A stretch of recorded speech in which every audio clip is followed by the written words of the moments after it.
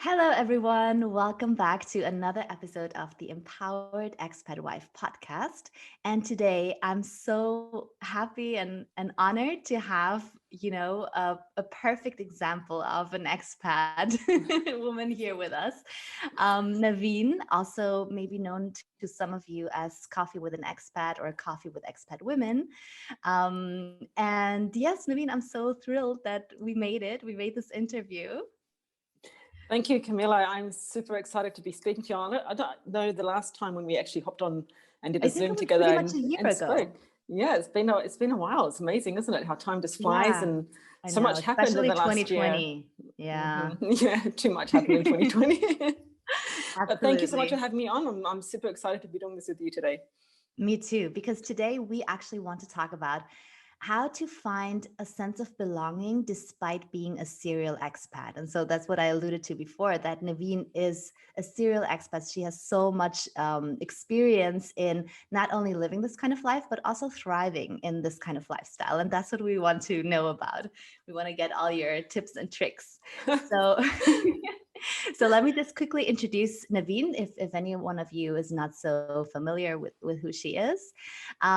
So she has been a global nomad for 2 decades, establishing homes and lives for herself and her family across 5 continents, 7 countries, and 14 houses. That's wow, that's something. It's crazy. She's also the mom of 4 children and has worked in 4 different industries whilst navigating expat life, and has then, settled in the UAE in 2016 and decided to follow her passion and establish Coffee with an Expat in 2018.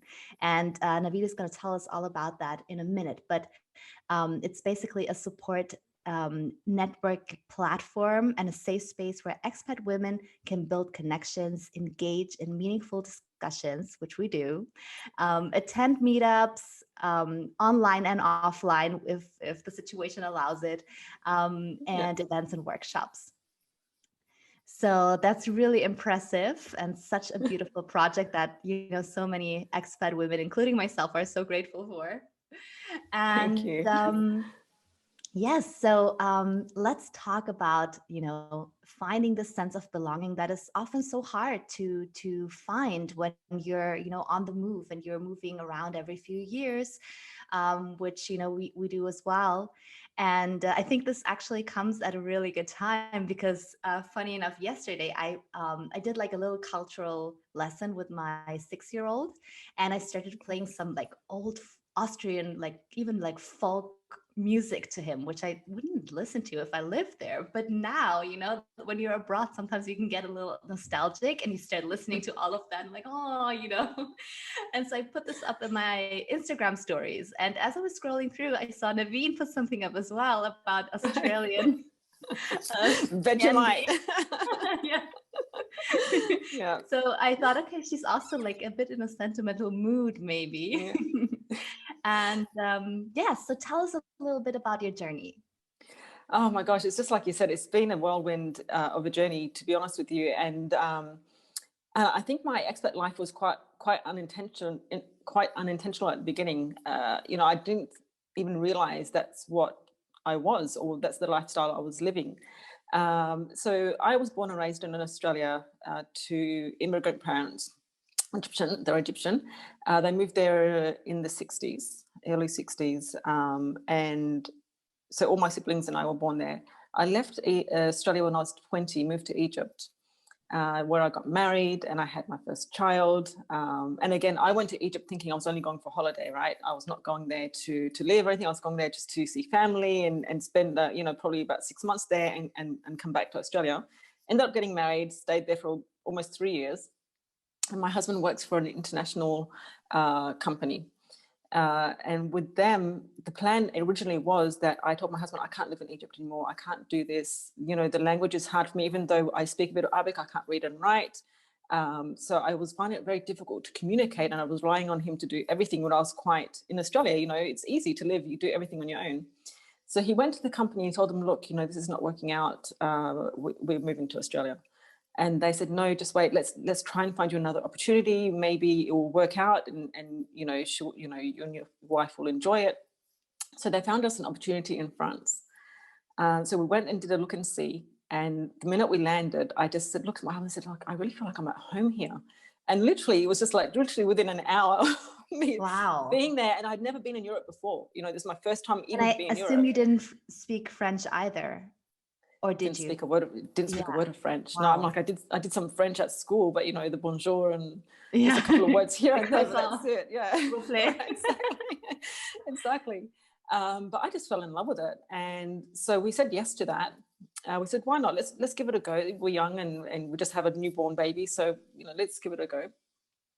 And little did we know that that was just the stepping stone to the rest of our life. Really, you know, if we went from France, where I had my second child, to the UK. UK, we stayed there for 4 years, and that's where I had my third child. And until then, I wasn't working. I'm like, in Egypt, I worked. I was working in the nursery, and I worked in an insurance brokerage firm. And then when I got married and had my baby, I stopped working. Then we moved, so I wasn't working there either, and I was too busy having babies along the way. And then from the UK, we moved to Switzerland. And stayed there for about 2 years. And that's when things got a little bit hectic. So we did 2 years in Switzerland, 2 years in Saudi Arabia, 2 years in the United States, back to Switzerland again for 2 years, where I had my fourth child. And now we're in the UAE for about 4.5 years. Wow. So yeah, it's been pretty busy. Yeah. Whirlwind, like you said. Yeah. Oh, Absolutely. gosh. Absolutely. But So, it's been amazing. mhm. Yeah. So you mentioned that in France, you immediately felt like home. What was that like in the other countries? Did you also have that feeling? Or why do you think in France, even though you didn't speak the language and you hadn't been there before, what was it about France that drew you You know, in? I think it was just, you know, and again, coming back to that question of belonging, I felt like I was home. Maybe it was because it was very similar, I suppose, to my home in Australia, where it's a bit more Western.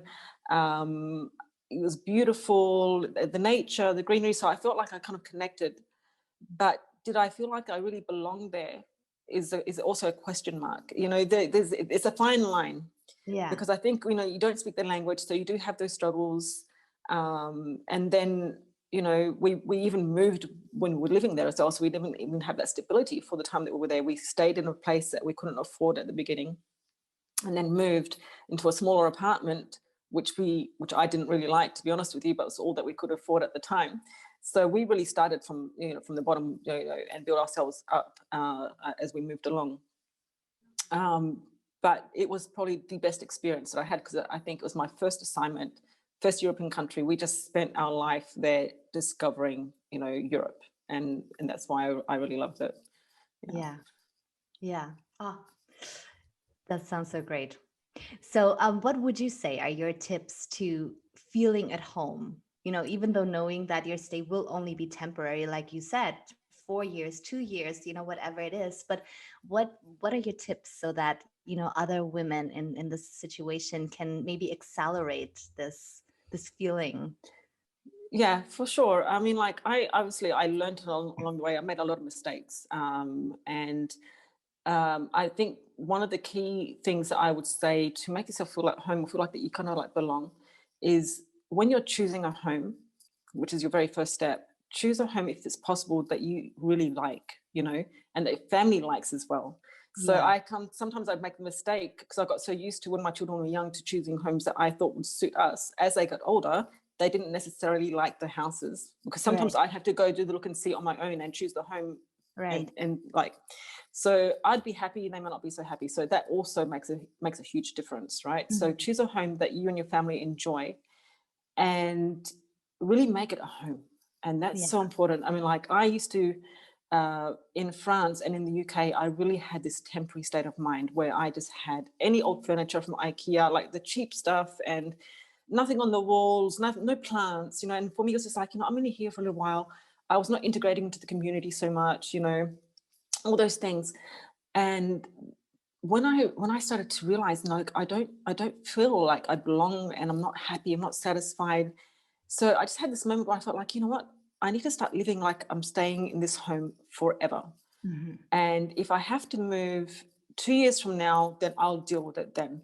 Because what I learned from people around me is that you go on an assignment for 2 years and you may end up staying there for 10 years, right? So if you imagine if you go in with that temporary state of mind and then 10 years later you realize, wow, I stayed almost, a decade in one place and I didn't make it a home.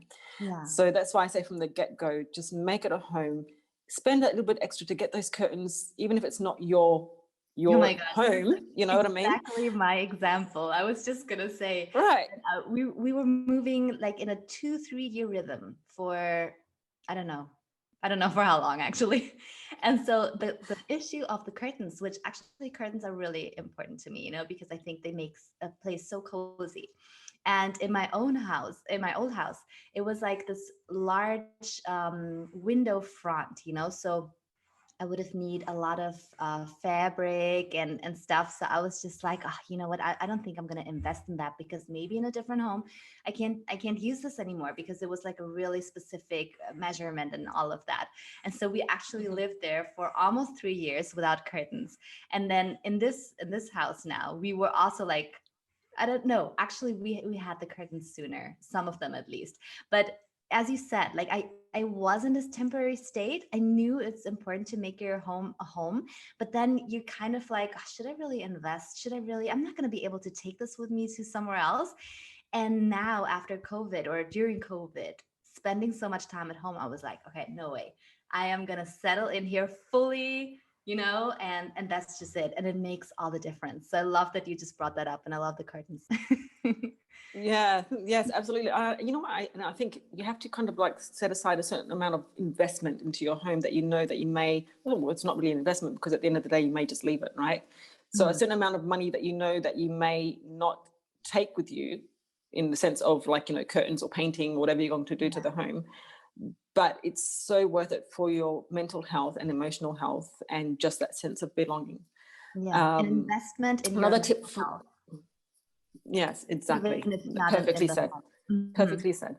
And another thing that I would say when you move somewhere, which is what I've been doing, is that I discover the city quite quickly. Mhm. And obviously, discover the essentials. This is just a known. It's just the basics. You go and discover the essentials: the banks, the supermarkets, the hospital. So you just feel comfortable. You know where everything is. But what I would do, I'd put the kids in the back of the car, jump in on the second day that I'm there. Seriously, I'm not kidding you. The second day my husband goes to work, I jump in the car and I just go drive and I get lost. And then I go, dumbest things happen. Like, when we moved to France, for example, I did exactly that. Foreign country, I don't speak the language. And I drove a manual. And this manual was a fairly new car compared to what we used to have. And so I wanted to turn around. I went into the person's driveway and I didn't know how to reverse. Yeah. Sorry about that. Yeah. So I didn't know how to reverse. And I had to stop a car and tell them, how do I reverse in a language I don't know how to speak, Oh right? yeah. No. So it's just little things like that, but you learn so much as you just make those mistakes. And I think that also gives you a sense of, I made a mistake here. That's a memory. That's something that's, I'll always remember about this place, an experience that I had, and I grew from it. So yeah, definitely discover the city as much as you can. And integrating into the local community as well is very important, in any way that you can. So maybe join a charity or give back to the community somehow, because then you also feel like that you belong there, that you've done something good for the community that you live in. And obviously making friends. So that would mean also joining clubs, going to join the school PTA, whatever it is that you enjoy doing, but you really have to make that effort to get out there. And I think all those efforts that you do, depending on you as a character as well, and what you need in your life, will help you feel like that you have a sense of belonging. Learn the language a bit if you can, understand the local culture. Don't be afraid to integrate into that local culture. So I think some people may be afraid to let in a different culture into the home. Mhm. But I always say to them, you're integrating, you're not assimilating. It's a big Right. difference, right? So integrate, bring that culture into home, because you're living there. So the sooner you do that, or the more that you understand and you ask questions, and you learn about that culture, you'll feel like, you know what, I kind of like belong here. I know what's happening. I understand what's going on around me. Yeah. You don't And yes. feel so much like a stranger and like the odd one out. I think that's so important, right? I mean, sometimes you can't help it because depending on where you are, maybe because of your looks, you already stand out, but at least knowing what people are Absolutely. talking about and not maybe wondering like, are they talking about me? Are they saying something to me? Maybe, I don't know, is Yeah. important. And I think also the Yeah. local friendships, I always say that they always help me to kind of see the whole country and the culture through their eyes, not as, someone who kind of judges from the outside. And then, I compare it to my own culture and I'm like, well, this is strange. This is funny and whatever. But it's kind of like, oh, now I get why they're doing this. Actually, that's a really good idea. Actually, that's really nice. So I think if you Absolutely. can, Absolutely. if And you might even take that culture or that thing that you learned or that aspect that you learned with you to your next destination yeah, and celebrate that in your home or have that, totally. and that just makes you so more enriched, and multicultural as well at the same time. Yeah, Another big point that I think is very important to having that sense of belonging is self-care. right. Really taking care of yourself and taking that time to slow down or to step back and look after, because and I know, and everybody that's probably listening to this that have been through this know how stressful a move can be. And moving from place to place the way I have, and if you do it often like I have, I think it's very important to step back and, take time for yourself and just get your mental and emotional state in a comfortable place Hmm. to begin with. Because again, I think if you're feeling stressed or you're having negative emotions or all those things that come with it, I think that's going to really impact about how you feel about the place and the surroundings that you're in as well. Yeah. So I find self-care, and I know that you know a lot about self-care. I know you talk about it a lot as well. So I think you'll understand what I'm saying. But I think it's a very important point that people need to consider. We may not even think about Yeah. as we move And around. and I guess also not put additional pressure on us because like you said, a move is hectic, not just the act of moving and relocating, but also the settling in. To me, that's like the most stressful, like emotionally stressful part, especially when I think about my children. Like, will they be fine? Will they, all these questions. So I guess not putting additional pressure on you to say, but I have to know this by now. I should be able to speak the language by now and be too, ambitious maybe. Just like taking some time and settling in. And if you don't feel like doing whatever it is that you need to do, hey, maybe you can take a break for one day. It's okay. It is a huge change in your life. So we have to honor that it is, you know? Absolutely, absolutely. I think it's just really putting those goals ahead of you or those things that you want to achieve. eh, just write it down. Like, I want to learn the language. I want to do this. But like you said, there's no pressure. It's just the intention is there, and you will get to it when you're ready. Yeah. But the key thing is that you do make that effort to try and get there, because I think, again, if you don't make some effort at your own pace where you feel comfortable and you feel happy, um, then you may not have that sense of belonging, and you may feel that you're always kind of like there temporarily, or Yeah. and again, each person is different. They will do what works for them, but this is what I have found over the years and all through my moves has worked for me. Hmm. Great.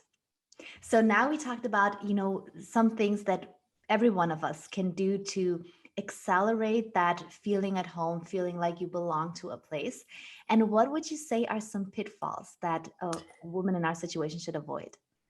Well, definitely the first one, which is what we already spoke about, was just don't have a temporary state of mind. you Yeah. know, live there like as if you're staying there forever. And then when the time is to move, then move, because you just don't know really how long you're going to be in that place for. Mindset is a huge one. Don't go with a negative mindset, regardless of how you feel about going somewhere. I think that can really make or break your assignment. Yeah. Because if you go already with negative feelings or negative thoughts, then whatever comes to you, even if it's positive, you're still going to have some sort of pessimism towards that situation. Mhm. So I think definitely mindset is a huge one. If you're not happy about a certain location that you're going to, try to find the good things before you do go. Try to connect with people, join the local Facebook community. Try to find the good things and don't focus on so much bad, because not all places are perfect. Some places have hardship. Some places, have safety issues, whatever it is. But I think in every place there is beauty, and you just have to find it. So I A think little definitely challenge, I'm yeah, thinking. It could be a yeah, challenge that you have with yourself. Okay, I have to, I hate this place, let's just say. I have to find 10 things that are really cool about it. And then yeah, just I love that. take it See, I from love that. there. It's just like an exercise that people should Yeah. do before they move. Seriously, even if they like the place they're going to, is to find those extra 10 things that they really like about a place. I love that, I Camilla, love that actually. you Yeah. should do that, you know? Yeah. Like Yeah, on social absolutely. media, 10 things Yeah, you love about your place. And whether you are happy or not, where you're living right now, it could kind of intensify the feeling and make you more appreciative. So absolutely. We should we'll do organize that that. for sure. We'll do that. See, I love this. I love how we come up with these ideas. Yeah. And another big one for me is don't give up on your personal and professional development All right. as you're moving around. Again, we as mothers or as women, we care about other people before we care ourselves too often, and that's not a bad thing. It's a good thing, but at the same time, we have to not forget about ourselves. And I think what happens with the moves is that we do have that sense of loss of identity as we move along. And the more often you move, it is harder to get a grip of your identity as well, because you're going through all these changes constantly in all these different cultures and all these different languages. So it's very important that you don't neglect that. And I think by doing that is to kind of like create part of your life that you can take with you everywhere that you identify with. Mhm. And that has become even stronger for me now since I've met Amal from Tandem Nomads, where she teaches you how to do the portable business so you can have your business and just take it with you wherever you move to. So I think you can do that with any aspect of your life. So if you're not Mm. into having a business, then and you have a hobby, what is that hobby that you identify with and that you can just take with you wherever you go? So this is something that belongs only to you and that represents you in some way. You know what I mean? And I think having that personal belonging within yourself and within something that you enjoy doing really will help with a lot of issues that you may found along the way with losing your identity or not feeling like you belong somewhere. You have something that you can fall into. Mhm. um And if but yeah, any of you is interested in starting a portable business, we actually had Amel on here. And I think it was episode 7. So you can go back and listen to how to start a portable business that you can take with you. But like Naveen said, it doesn't have to be a business. You don't have to be an entrepreneur. It can be something else, and it can be a hobby, or it can just be something that you always do, no matter where you go. Also, I guess the children help, right? They're kind of this constant that and a big task. absolutely. Yeah. Yeah, I think, yeah, it definitely helps. Children help, definitely. Yes and no in many ways as well, actually. So, I have 4 children and different stages. I had 3 children quite close together, and then I had my last one. I think the difference between her and the youngest is 11 years, I think. So I Oh, had right. her, yeah. So there's quite a bit of a difference there. But yeah, they come with their own challenges, Yeah, for sure, for for sure. sure. But it gives you less time, I think, sometimes to worry about things because at home things are hectic and you're not you're not sitting around maybe stewing so much over things. Like I'm just comparing to maybe what happened to me in my, earlier moves where I had a lot of time to kind of think, oh, am I really happy here? Is this what I want? And now it's just like, okay, it's more about the kids, or I don't know, it's just it distracts you so much. I agree with you, but at the same time, we have to not forget that we don't neglect ourselves in the process, because that distraction can actually become neglection, Right. and that may hit you sooner or later. You know what I mean? Down the road.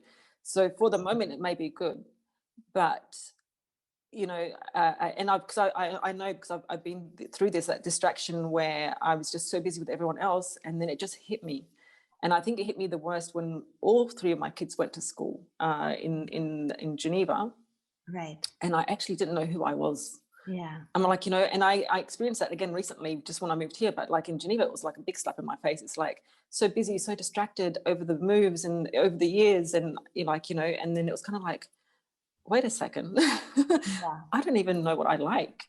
You know what I mean? I don't even know, why I'm not happy, because I was not happy. It was a very down moment for me, uh, period, there that I had there, where I was kind of like self-discovering and just trying to figure out what life is about. But I think with the moves, yeah, definitely kids are a distraction, and they do help you, I suppose, make friends in some ways. They help you, go, I suppose if you're like an introvert, for example, and you have children, you have to step out to get them involved in the community, right? Get them to school and all those things. So that does help you to go out and make friends and get more involved in the community. But yeah, but like, you know, The self-care. yeah, Yeah, yeah. let's not forget about self-care and, like you said, your personal and professional development, whatever that means for you individually. But I agree that is so important, and that is also that constant. Like I always talk about that inner happy place. Like I say, the connection to yourself.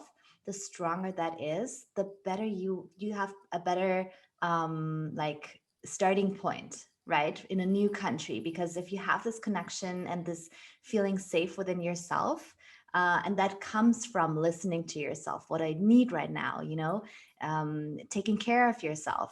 So I think that's super important. Absolutely. I absolutely agree with you. You know, belonging for me, Camilla, has become more of a state of mind now. Mhm.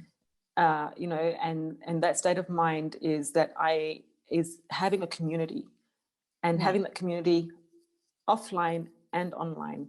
And Yeah. both are equally important to me, because sometimes the offline world is not working out for whatever reason at that particular time. But you can tap into the online community where you feel that you belong. And, you know, and that's by joining many different groups, not just being in one group.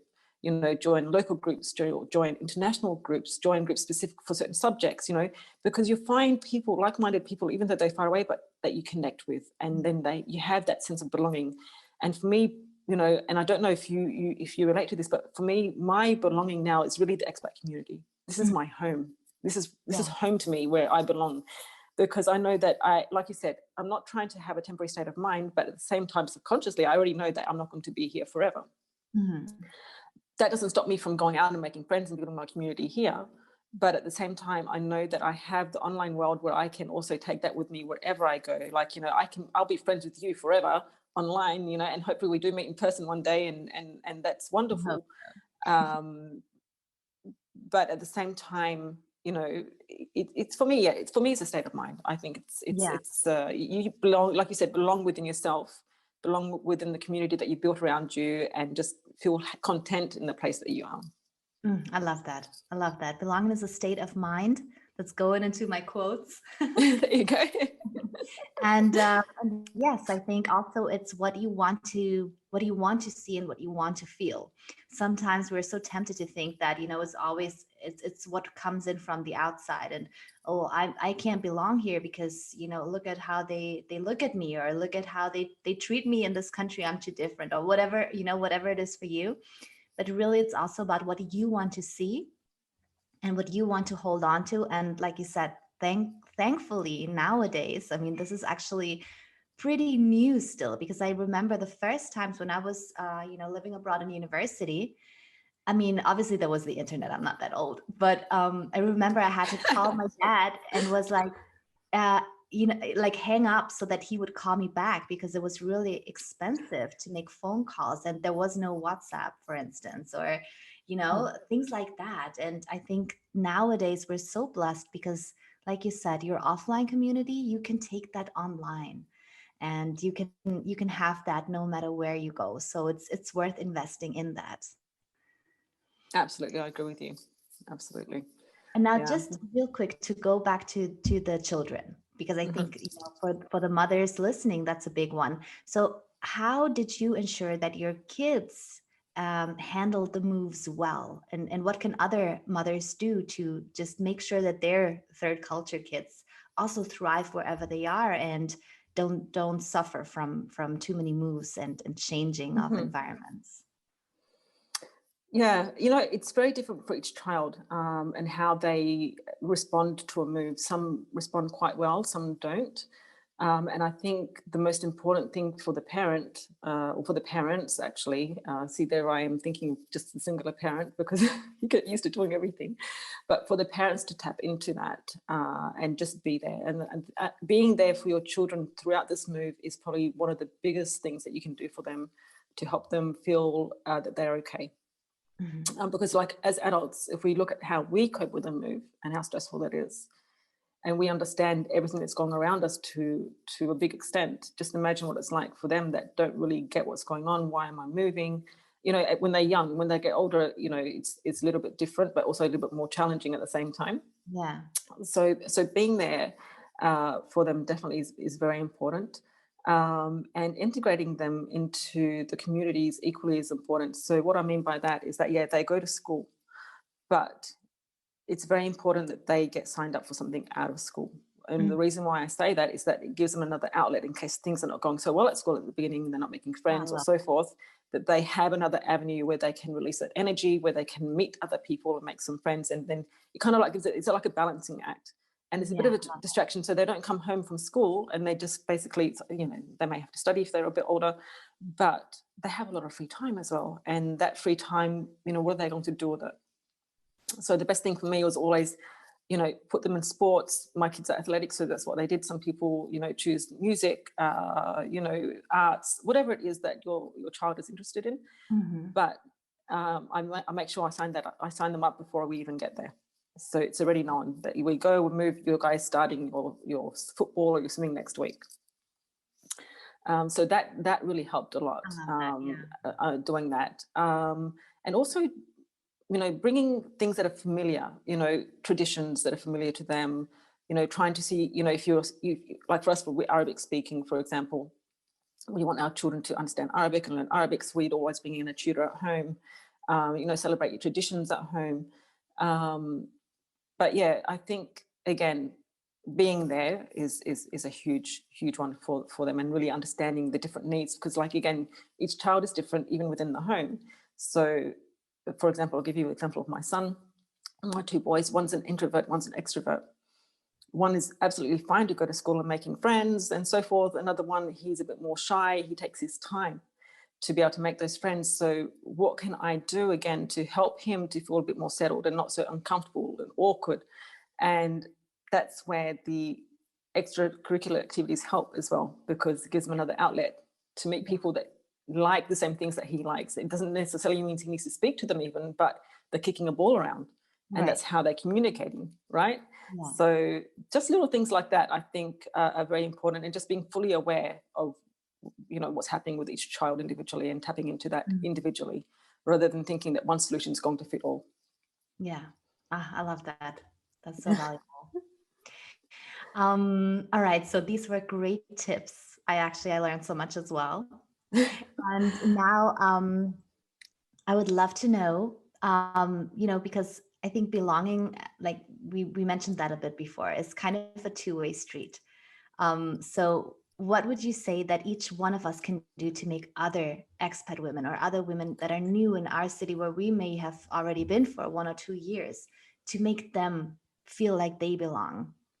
Because I think, what we give out is sometimes what we also take in. So if I help someone, I'm going to feel like, even I am supported, even though that I am the one supporting someone else.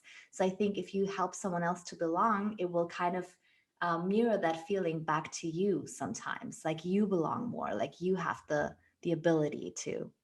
Yeah, and I think what you're saying there is that because you're helping somebody that maybe new to the city, I think in that way it kind of makes you feel like you belong even more, because you know more, if that makes, so that's how I interpreted what you're saying. But definitely I think being inclusive and being empathetic to each other is very important, is including each other in different ways, again, and being empathetic to people's emotions, because if you can pick up that I'm not feeling great today, just a simple message might make me feel like, wow, that's nice. I kind of like belong here. Somebody's asking about me. You know what I mean? And being, you're not alone. And that's the key, I think, is not feeling alone, and people around you not letting you feel like you're alone as well. And if you find that maybe that person is not really, the chemistry is not there or whatever, go an extra mile and introduce them to your group of friends or to your network of people. Maybe they may meet other people that they like and have that sense of belonging, that they find, what works for them. In a city like Dubai, for example, there's just so much out there that you can easily kind of like find your thing and kind of like meet like-minded people. In some towns might be small and might not have so many activities. So it requires that extra effort to be able to meet people, where do I go to do this? Where do I go to do that? So definitely be there for people. Maybe be open to having a cup of coffee. Just that one coffee can make a huge difference to Oh, I somebody. can. Absolutely. You know, Or just yeah, one introduction, you're not responsible for how the other person is then continuing with this relationship or not, because they have the contact, they can exchange numbers, they can take it further. But at least you introduce someone to them. I think that's priceless. And I think it's so important to talk about this today also, because if we want to feel like we belong, we have to kind of create this mentality of it is possible to belong and help others to do the same. So I would love to see this. And I think, many expats have an extra sensitivity for that anyway, hmm because we are in the situation. But I would just love to see even more of that, of just seeing, okay, what can I do to reach out to the woman next to me, that new woman that doesn't know anyone else, and just have this be like a mindset, you know? yeah, absolutely. And I think selflessly as well is very important, without any expectation for Mhm. anything in return. And I think that as the person that's giving to somebody, it just moves that kind of pressure away from yourself as well. It's like, I don't know, because like I think throughout my moves in the different cultures I've dealt with and been with, some cultures like do something with the expectation of something in return, not in a bad way, but it's just the way they are. You know what I mean? But I kind of find like, when I do something without that kind of expectation that I need anything in return, it just makes it so much simpler and so Yeah. easy, and it's actually coming from the heart, from the goodness that you just want to Yeah. actually help that person, right? There's just nothing behind that. And I think that person will feel that coming from you as well, and that makes a huge difference. It's like, this person generally wants to actually help me and be nice, and I believe, like you were saying, it will come back to you in some form, from maybe from that same person or from somebody else, when when you least expect it, kind of thing. So Yeah. yeah, I think that, and maybe respecting each other's, cultures and religions. A thing I always say is be curious without being nosy, right? So be curious about each other and learn about each other without being nosy and knowing their business, if that makes Right. sense, right? Yeah, which Which can is really mean cool. something else in different cultures, I might add, right? Because Really. what happens for someone might be totally actually friendly for another. That's at least what I've experienced a little Oh, bit. really? Okay. Very Yeah. cool. Right. Right. So I think at the beginning anyway, I'm like, when you first meet someone, I'm always quite curious, where they're from, what are their cultures Oh, me about, too. the religion and stuff. But, I try Same, not yeah. to, sometimes I can ask questions that maybe like, I'll say like, you don't have to answer this question, but, you know. No, me too. It's kind of a nice way So to show interest, but I think some people might see it as a bit intrusive, especially at first. But anyway, you'll figure that out too. yeah, Yeah. so I think it's just be a friend at the end, Mhm. even if that person is not for you at the beginning, they just need a friend. Yeah. And just be that friend until they find their way, and then they may be someone that you see once in a while. You might meet even again in another country, who knows? But I think it's Yeah. just being nice, being a friend, be open to share resources, just make things easier for them so they don't have to go through the same mistakes that maybe you have been through. All those things just make somebody feel like there are people that care, and the people that understand, and that they are Mm. not alone, like you were saying. Yeah. And I think that's what we can do for each other, for sure. Yeah, absolutely. And I also think that a sense of community, which is more than just having a few friends. So a community would be like the next step, right? Like there's a network of people that I'm a part of and that I feel well with and safe with. That for me is actually the ultimate step to feel like I belong. Like it's great to have a few friends, but then if I have a community, even if that's just maybe I don't know, like a group of women that I can hang out with, that really makes so much of a difference. And so I think it's so perfect that you have actually taken that step and created an expat community, which is Coffee with Expat Women. So can you tell us a little bit more about that, and also what its aim is? Yeah, absolutely. So Coffee with the Expat Woman is basically, it came as part of Coffee with an Expat. So Coffee with an Expat, originally I developed that to be able to connect people together, to have a safe and supportive platform, like you were saying at the beginning, where people can get support, connect, not be alone, and all those like things that we were talking about today. So I wanted to create an online world for that as well. And funnily enough, when I started doing this and I started asking a few people locally about, how do I start a group, because it's all very new to me and everything, they pushed back a bit, actually, and they told me, there's so many groups out there. Why are you doing another one? It's not going to work out, and all this kind of stuff. But I Really? thought, what am I going to lose? I'm going to do this because I feel like I want to have a space that's a bit more personal. Yeah, there are many groups out there and many great groups out there. But somebody once told me that although there may be many of everything, but there's not many of you. So what you bring to the table as an individual is going to be very different from what anybody else brings to the table when they do their own thing. I And think so so that too. really stuck to me. And that's what I kind of like go by in everything I do now. It's like, you know what? There are so many people that do X, Y, Z, but they're not me. So whatever I bring may be a little bit more, maybe different or unique because it's coming from my personal experiences. So that's the kind of like mindset I went into making this script. I said, I'm going to try it. And I just want to create this space where, again, online people can connect globally and make friends, get support and give support, and, a safe space where they can just ask questions, where we relate, and we can network and support businesses. And just, it's really, for me, it's just like a big support group. And that's the whole purpose and aim of it, is to be able to support expat women in all aspects of their life, whether it's emotionally, mentally, professionally, personally. So that's really, the concept But then behind a couple of you them. go one step further, I think, and you also organize, workshops and talks. I understand offline and online. So offline in Dubai at the moment, and an online in her Facebook group, which is called Coffee with Expat Women. So if you're not a part yet, then please make sure to join. And I think that's also great to kind of connect women by topics that are of interest to us all, sometimes because they're expat related and sometimes because they're women related, or, just general Right, topics. exactly. So I love that. I love that. And I think that's probably also something that started happening with COVID, right? That you did so many online workshops and interviews and um, events. Yeah, And I guess the reason I love that so much is because it takes the focus away from the individual. And whenever there's like something greater uh, beyond yourself, it's even easier to connect. So there's a difference between maybe writing a post in the Facebook group and say, "Oh, listen, I'm struggling with this and that. Do you have tips for me?" Which is something, obviously many people do and can do. But to say, mm. I'm going to participate in this talk and then I'm going to have a conversation about the topic with other women, to me that takes it like even a step further and makes it easier for even the more introverted or shy women to have a platform and to exchange thoughts. Yeah, absolutely. And I think that's probably one of the best things that happened from COVID situation, was that Mhm. I moved things online, and I kind of went like, I kind of went crazy for 6 weeks. Every day I had a talk on Yeah. on the group.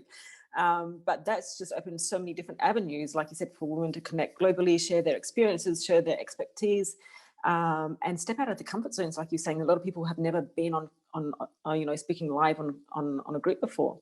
Mhm. That I spoke with, and that just gave them the opportunity to do something different, step out of their comfort zone, and from there they just develop even more, which has been great. And it's helped me a lot as well, because I'm not comfortable talking in front of loads of people either. So that's really kind of like given me a lot more confidence and taught me a lot along the way as well. So it's been pretty good. But yeah, definitely, I'm always trying to see how I can benefit the expat women globally, and just to be able to have that space where they feel comfortable to be able to open up and express themselves and feel supported and get supported, and be able to give support as well. So Yeah. And that's what this group is. So that's amazing. Congratulations for what thank you've you. created.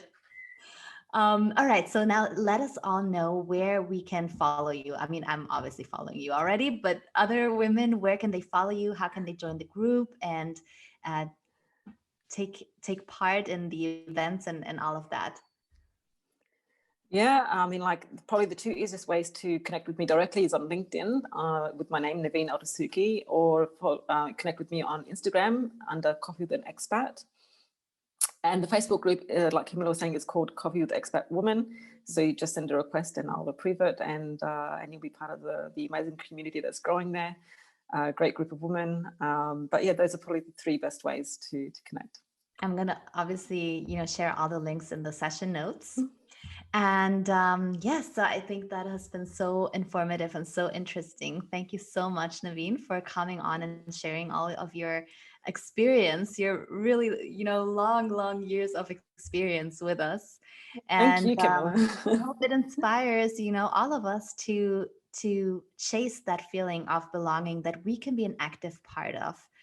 Which is, I think, what we've learned today. It's not something that has to come to us, maybe, and just await us wherever we move, but we can be an active part in discovering that and finding that wherever we are, possibly. Absolutely, absolutely. And thank you so much for having me on today. I've enjoyed it very much, and I look forward to hopefully seeing you soon in person. I have my fingers crossed. Yeah, I would love to go to Dubai. Yeah. Party Central. Yes. So yeah, we'll talk about that. We'll figure something out post COVID. Excellent. All right. So thank you so much, Naveen, and I will be back with all of you next week. Bye. Bye.